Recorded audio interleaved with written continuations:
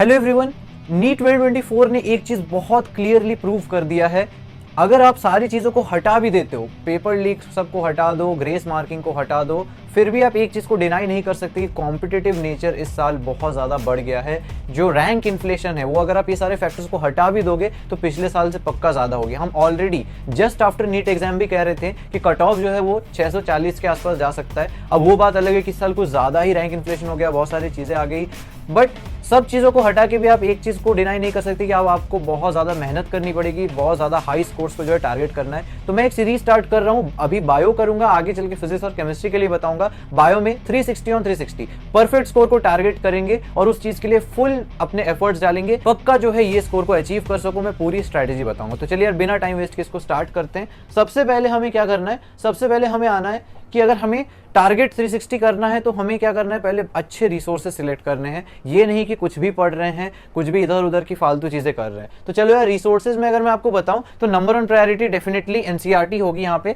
वो तो खैर आप कहोगे कि इसमें नई बात क्या है, बायो में तो हमेशा एनसीईआरटी होती है। उसके अलावा आपको क्या करना है, अंडरस्टैंडिंग के लिए आपको अपने क्लास नोट्स आपके इंपॉर्टेंट है, जो कि आपके लेक्चर से ही आ रहे होंगे। जहां से भी आप लेक्चर्स कर रहे हो, चाहे आप ऑफलाइन कोचिंग जाते हो, वहां पे आपके टीचर पढ़ा रहे हैं, बढ़िया से क्लास नोट्स बनाओ। आप ऑनलाइन प्लेटफॉर्म से पढ़ते हो, वहां पे आपके टीचर पढ़ा रहे हैं, बढ़िया क्लास नोट्स बनाओ। और एनसीईआरटी बेस्ड हमें जो है क्वेश्चन प्रैक्टिस करनी है।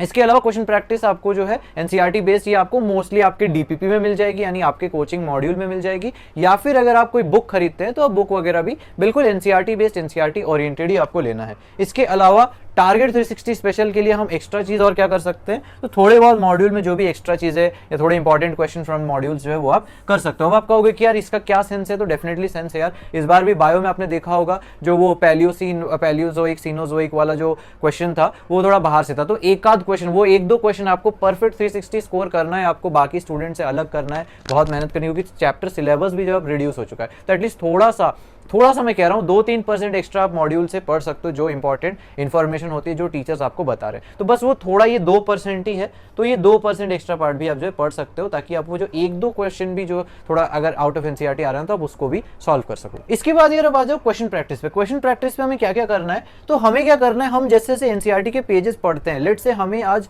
कोचिंग में एक चैप्टर हमारा स्टार्ट हुआ है और फर्स्ट 2-3 पेजेस ही जो है एनसीईआरटी के कवर हुए हैं। हमारे टीचर ने जो टॉपिक हमें पढ़ाया है वो पहले 2 या 3 पेजेस के अंदर ही कवर हुआ है। तो हमें क्या करना है, अब एनसीईआरटी बेस्ड उन पेज वाइज क्वेश्चन प्रैक्टिस करनी है। तो आपको कुछ ऐसे रिसोर्सेज मार्केट में अवेलेबल है जो आपको पेज वाइज आपको एनसीईआरटी क्वेश्चन प्रैक्टिस करवाते हैं। फिर बहुत सारे रिसोर्सेज आप अपने हिसाब से कोई भी सिलेक्ट कर सकते हो। उसके बाद अगर आप देखोगे तो प्रीवियस ईयर क्वेश्चन जो हाईलाइट्स पार्ट, अब ये आप खुद से भी कर सकते हो। आप अपने मॉड्यूल या डीपीपी में से प्रीवियस ईयर क्वेश्चन देखो, आप जैसे जैसे एनसीईआरटी पढ़ते जाओ उस पार्ट को हाईलाइट कर लो कि हाँ यार यहाँ से पीवाईक्यू आ रखा है। तो जब आप रिवाइज करोगे तो आपको पता होगा कि ये बहुत इंपॉर्टेंट पार्ट है, इस एरिया से जो है हर साल सवाल आ रहे हैं और ये एरिया मुझे ढंग से पढ़ लेना चाहिए। इसके बाद हम आते हैं यार एनसीईआरटी लाइंस बेस्ड पार्ट पे, जहां पे कि अगर आप देखोगे तो बायो के पेपर पैटर्न में एक चीज बहुत क्लियर है, एनसीईआरटी की लाइनों से बहुत क्वेश्चन आते हैं। एग्जैक्ट लाइन कॉपी पेस्ट होता है, कुछ वर्ड वगैरह मॉडिफाई कर दिया जाता है, बताया जाता है कि भाई ये स्टेटमेंट सही है, ये स्टेटमेंट गलत है, असर्शन रीजन बनाया जाता है कि क्या ये स्टेटमेंट ऊपर वाले स्टेटमेंट को एक्सप्लेन कर रहा है या नहीं। तो इस टाइप से जितने भी स्टेटमेंट बेस्ड क्वेश्चन हो गए, ये सब में ना दिक्कत क्या है यार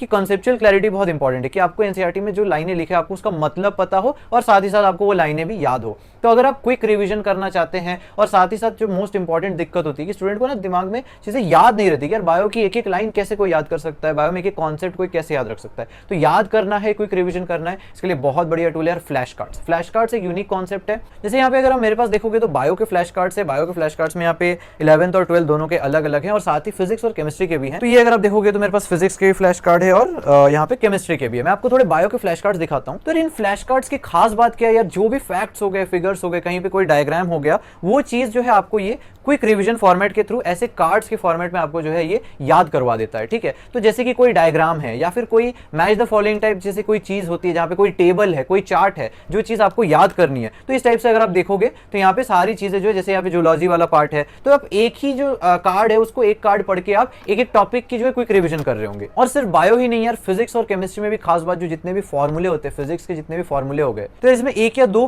पेज के अंदर जो एक चैप्टर के सारे जितने भी रेलिवेंट फॉर्मूले हैं, इंपॉर्टेंट कॉन्सेप्ट्स है, अगर कोई डायग्राम है, कोई चार्ट वाला, कोई फैक्ट है, कोई फिगर है, वो सब चीजें चीजें जो है इसमें कुछ कार्ड्स के फॉर्म में मेंशन होते हैं, तो आप जो है इसको पलट पलट के बार बार जो है क्विकली रिवीजन कर सकते हो। सिमिलरली केमिस्ट्री में भी यहाँ पे आपको जितने भी रिएक्शंस हो गए, जितने भी फिजिकल केमिस्ट्री के फॉर्मूले हो गए, सारी चीजें मेंशन होगी। इन छोटे फ्लैश कार्ड्स के अलावा यहाँ पे कुछ बड़े वाले जो कार्ड्स भी हैं, जैसे अगर आप देखोगे तो बायो के लिए काफी अच्छा ऑप्शन है। जैसे यहाँ पे देखो ह्यूमन हेल्थ एंड डिजीज एक बड़े कार्ड में यहाँ पे 2 पेज के अंदर काफी अच्छे से दे रखा है, ठीक है। फिर उसके बाद अगर आप देखोगे तो पॉलिनेशन के बारे में यहाँ पे क्लियरली बता रखा है। फिर यहाँ पे अगर आप देखोगे तो यूकैरियोट्स के ट्रांसक्रिप्शन, जो पूरे साइकिल्स है, जो साइकिल याद करने में बहुत दिक्कत होती है, वो सब बहुत क्लियरली यहाँ पे दे रखा है। अलग अलग बुकलेट भी है, जैसे यहाँ पे मेरे पास देखो ऑर्गेनिक केमिस्ट्री जो इतना डिफिकल्ट होता है उसकी एक पूरी बुकलेट है। इस बुकलेट के अंदर पूरे सारे ऑर्गेनिक के चैप्टर्स के जितने भी इंपॉर्टेंट रिएक्शंस हो गए, इंपॉर्टेंट कॉन्सेप्ट्स हो गए, सब कुछ यहाँ पे मेंशन्ड है, ठीक है। तो ऑर्गेनिक केमिस्ट्री की एक बुकलेट है, एक पूरी जैसे पी ब्लॉक हो गया, रेडॉक्स सेक्शन हो गया, जैसे इनऑर्गेनिक केमिस्ट्री की एक बुकलेट मिल जाएगी आपको। तो ये बुकलेट्स आपको मिलते हैं, प्लस छोटे फ्लैश कार्ड्स भी आपको यहाँ पे मिलते हैं। तो ये अल्ट्रा शॉर्ट नोट्स को यूज करो, फ्यू आवर्स के अंदर अंदर पूरे सिलेबस को आप रिवाइज कर सकते हो, गो थ्रू कर सकते हो। इसमें सारे रिलेवेंट फॉर्मूले, tips, tricks, concepts, fact, figure, diagram, सारी चीजें इसमें कवर्ड है। ये जो फ्लैश कार्ड्स है ये हाईली एक्सपीरियंस फैकल्टी ने बनाया है और बिल्कुल लेटेस्ट सिलेबस को माइंड में रखते हुए लेटेस्ट सिलेबस के अकॉर्डिंग ही बनाया गया है। अब एडटेक प्लेटफॉर्म्स के जितने भी टॉप एडुकेटर्स हैं सारे फ्लैश कार्ड्स को रिकमेंड कर रहे हैं। ये चीज जो है यूएस का कॉन्सेप्ट है और अब इंडिया में भी ये चीज आ चुकी है। तो इन फ्लैश कार्ड्स को यूज करो, एग्जाम में आप बिल्कुल भी ब्लैंक नहीं होगे। आपको फ्लैश कार्ड्स के जो कलरफुल चीजें हैं, कलरफुल डायग्राम, कलरफुल चीजें जो कवर्ड है, आपको फ्लैश कार्ड्स एकदम दिमाग में याद आएगा। साइंटिफिक स्टडीज भी ये शो करती है कि जो हम काफी विजुअल क्रिएचर्स होते हैं तो हमें देख के वो चीजें आपको एग्जाम में भी वो चीजें आपको देखी हुई याद आने वाली है। ये अमेजॉन पे भी अवेलेबल है, फ्लिपकार्ट पे भी अवेलेबल है, लिंक्स में सारी नीचे डिस्क्रिप्शन पे डाल दूंगा, आप चेकआउट करना मत भूलना। अब आगे बढ़ते हैं हमारे वीडियो की तरफ। तो इसके बाद मैं आता हूं कि यार आपको कौन से स्टेटमेंट्स पे ज्यादा ध्यान देना है। तो कहीं पे भी अगर आपको दिख रहा है कि यार बिकॉज दिया है या ड्यू टू दिया है तो वहां पे एआर बन सकता है। फिर इसके अलावा मल्टीपल करेक्ट वाले बहुत सारे चीजें बनती है जिसमें है ना कहीं पे बहुत सारे एग्जाम्पल्स दिए हो, तो आपको सारे एग्जाम्पल्स याद होना बहुत इंपॉर्टेंट है, क्योंकि यार वहां पे क्या करेगा ना, आपको 4 एग्जाम्पल तो वहीं से उठा देगा, एक एग्जाम्पल कोई और चीज का उठा देगा। अब बोलेगा कि इसमें से कितने हैं जो इसी के एग्जाम्पल है। तो इस टाइप से बहुत सारे मल्टीपल करेक्ट वाले बनते हैं। 10 ऑप्शन दे दिए, अब बोलना है कि इसमें से कितने जो है करेक्ट है, 5 है, 6 है, 7 है, 8 है। इस टाइप से बहुत ज्यादा सवाल आते हैं। फिर स्टेटमेंट 1 स्टेटमेंट 2 वाले तो आपने देखे ही हैं कि एक स्टेटमेंट दिया होता है, 2 दिया होता है, दोनों में से आपको बताना है कौन सा करेक्ट है, कौन सा गलत है, क्या दोनों ही सही है, दोनों ही गलत है। मैचिंग वाले भी आते हैं, मैचिंग वाले काफी इजी होते हैं नो डाउट, और अगर आपने ढंग से पढ़ रखा है तो मैचिंग वाले आप मोस्टली सही कर ले जाओगे, ठीक है।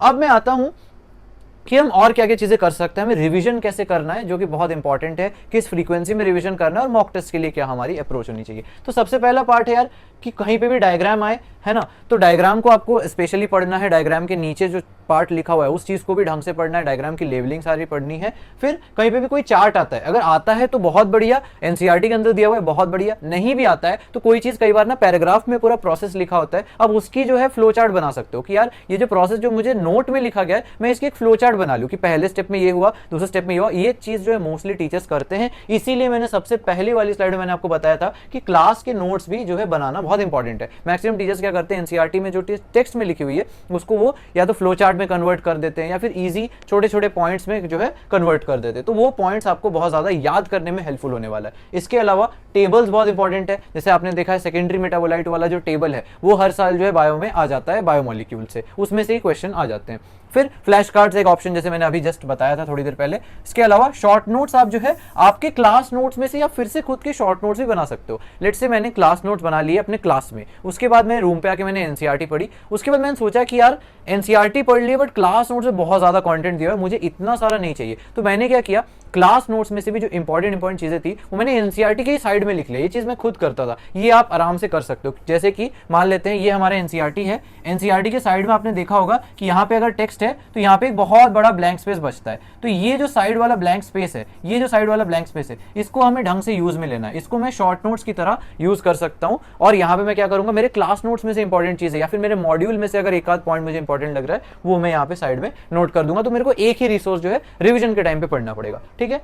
देन कोई फैक्ट है, क्या ये चीज तो ऐसे ही होती है, कोई फैक्ट है, कोई फिगर है, तो वो सब चीज आपको करना है। कोई साइंटिस्ट है, उसमें साइंटिस्ट की क्या ईयर थी, मैं यहाँ पे पहले वाले साइंटिस्ट की बात नहीं कर रहा हूँ जो चैप्टर इंट्रो में होते हैं। चैप्टर इंट्रो के जो साइंटिस्ट के ईयर्स इंपॉर्टेंट नहीं है, बट जो चैप्टर के अंदर होते हैं, चैप्टर के अंदर अगर बताया गया कि हाँ यार ये ब्रिटिश साइंटिस्ट है, इन्होंने इस साल ये दिया, तो उनके ईयर भी इंपॉर्टेंट होते हैं। चैप्टर के अंदर वाले साइंटिस्ट भी इंपॉर्टेंट होते हैं और साइंटिस्ट के क्या कॉन्ट्रीब्यूशन थे, उनको क्या प्राइज मिला, है ना, जो हर यूनिट के स्टार्टिंग में एक साइंटिस्ट के बारे में बताया जाता है, तो उन्होंने क्या चीज दी, उनका क्या कॉन्ट्रीब्यूशन था, क्या प्राइज प्राइजेस वगैरह उनको मिले, ये सब चीज़ें आपको पता होनी चाहिए। वो किस चीज़ के फादर थे, कि हाँ ये फादर ऑफ कोई फील्ड होता है ना, कि हम कहते हैं कि इस फील्ड के ये फादर थे, तो इस टाइप से आपको बेसिक चीज़ें पता होनी चाहिए। अब हम आते हैं कि यार सबसे इंपॉर्टेंट चीज़ कि एक बार सिर्फ बायो पढ़ लेने से कुछ नहीं होगा, हमें क्या करना है, हमें टाइम टू टाइम रिवाइज करना है, तभी जाके बायो में स्कोर। बायो बहुत वोलेटाइल सब्जेक्ट है। बायो यार मेमोराइजेशन पार्ट में आता है, यहाँ पे फिजिक्स नहीं है कि यार आपने एक कॉन्सेप्ट आप समझ गए कि हाँ यार पुली है तो पुली में यही चीज होती है, फ्रिक्शन है तो फ्रिक्शन में यही चीज होता है, हमें तो बस फॉर्मूला लगाना है, आंसर लाना है। ऐसा नहीं यार,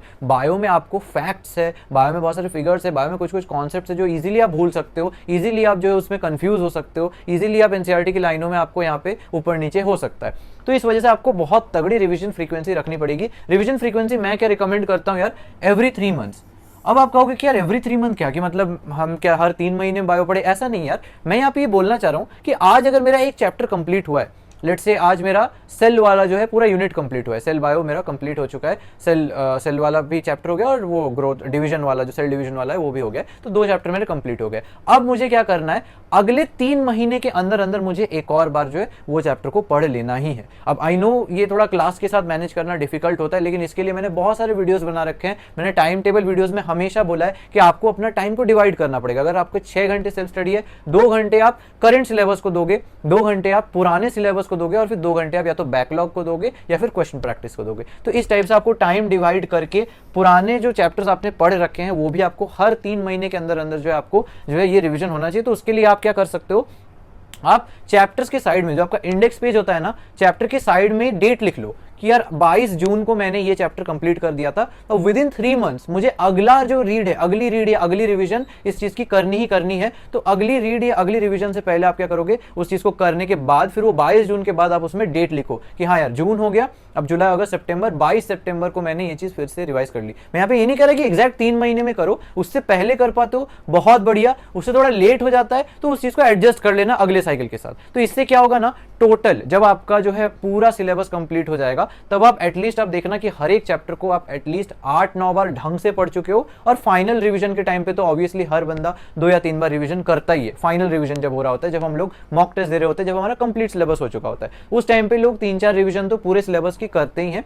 बट उससे पहले भी अगर आप देखोगे तो आपके 7-8 रिवीजन हो चुके होंगे। तो इस स्ट्रेटजी को बिल्कुल फॉलो करना यार, एवरी 3 मंथ्स में आपका हर एक चैप्टर, चाहे वो कोई भी चैप्टर हो, रिवाइज होते रहना चाहिए विद टेस्ट प्रैक्टिस। और ये विद टेस्ट प्रैक्टिस हो भी जाता है। ऑनेस्टली अगर आप मेरे से पूछोगे ना, मेरे कोचिंग में जो टेस्ट होते थे उनका स्केड्यूल इस तरीके से ही बनाया गया था कि यार जो टेस्ट होंगे उसमें जो सिलेबस आएगा, जो चैप्टर्स आएंगे, वो इस तरीके से प्लान किए जाते थे कि जो 3 महीने पहले एक बार वो टेस्ट में आ चुका है ना, वो 3 महीने के बाद जो है हमेशा वो कवर होता ही रहेगा। मतलब आज अगर मैंने मार्च में एक चैप्टर कंप्लीट करके उसका टेस्ट दिया है तो अप्रैल में जून के टेस्ट में देखना वो चीज़ बार बार फिर से रिपीट हो जाएगी। मार्च वाली एक बार नहीं एक बार तो जून तक आ ही चुकी होगी। तो ये चीज़ मोस्टली कोचिंग में, अगर आप अच्छे कोचिंग में जाते हैं तो उनके टेस्ट में ये सब चीज़ें कवर हो जाती है, सिलेबस जो है इसमें कवर हो जाता है। उसके बाद एक और सवाल आता है स्टूडेंट्स के मन में कि टोटल एनसीईआरटी की रिवीजन हमें कितनी बार करनी है। 9 to 10 मंथ्स नहीं है, 9 to 10 टाइम्स है।